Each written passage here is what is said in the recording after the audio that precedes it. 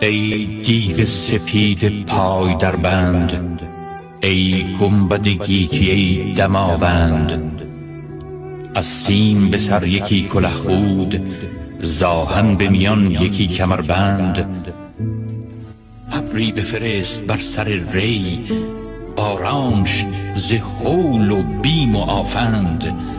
بفکن ز پی این اساس تزویر، بگسل ز همین نژاد و پیوند. برکن ز بن این بنا که باید از ریشه بنای ظلم برکند. زین بی خردان سفله بستان، داد دل مردم خردمند.